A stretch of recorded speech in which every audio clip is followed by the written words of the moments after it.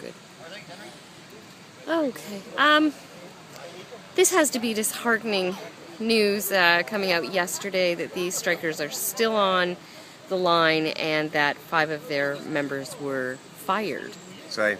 It is disheartening, and it's part of the reason. It's all over social media now that a mayor fires 5 people who are legitimately exercising their democratic rights on a picket line, and they get terminated because of it. I mean, clearly it's a scare tactic to try to force the union to buckle and to give in to his demands, which they're not going to do, obviously.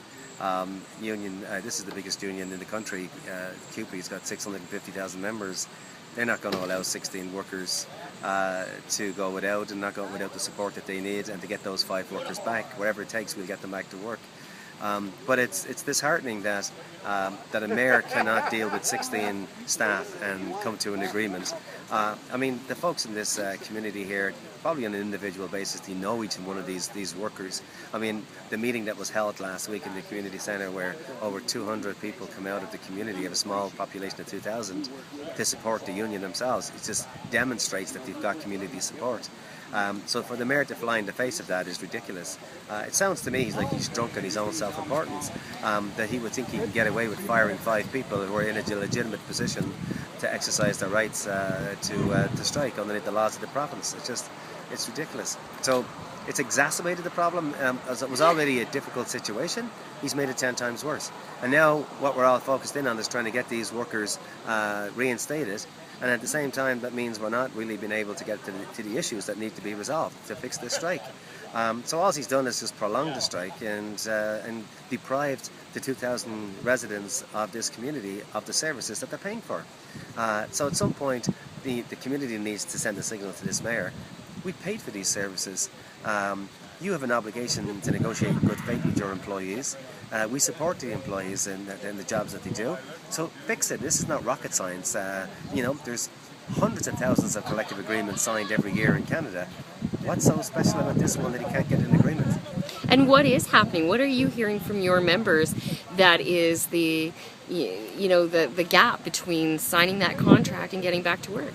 Well, it's major concessions, everything, all the conditions of the collective agreement. So what he did was he loaded up the bargaining table with massive concessions, and then went for what he called a no-board report, which kind of ends the negotiations and just essentially pushed people out on strike because they tried to impose a collective agreement. They're saying by the end of August, or I think it was the beginning of August, these are the conditions that you are going to have to live with. Well, that's not collective bargaining, and there's no union worth its salt would accept that kind of an ultimatum. And it's what the City of Toronto tried to do, and of course we can see some similarities here because they go and hire a lawyer that was working with the City of Toronto to come into the negotiations to bring those same kind of tactics into a small town where there's absolutely no analogies between the two entities. I mean, this is a city of 4 million people, and this is a community of 2,000. And to try to bring those tactics to the bargaining table in a local situation is just ridiculous, and it's a recipe for to continue this strike indefinitely.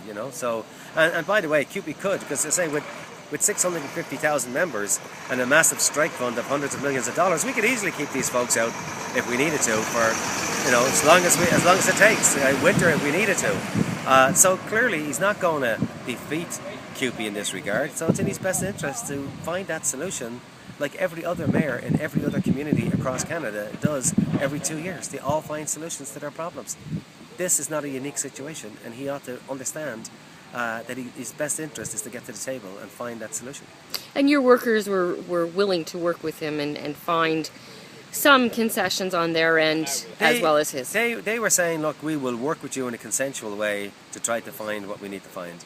But we're not going to accept ultimatums where you just come in and you slap on the table a whole bunch of concessions that were concocted in Toronto and by a lawyer and been brought up to Bonfield and say, now this is the blueprint for the collective agreement we're going to impose upon these 16 workers. It doesn't work that way, and he ought to sit down and work with the local union who come from the community as he does and find that solution, a made in Bonfield solution. We don't need Toronto telling the folks up here in this community what's good for them in terms of their collective agreement and in terms of how you deal with your workers.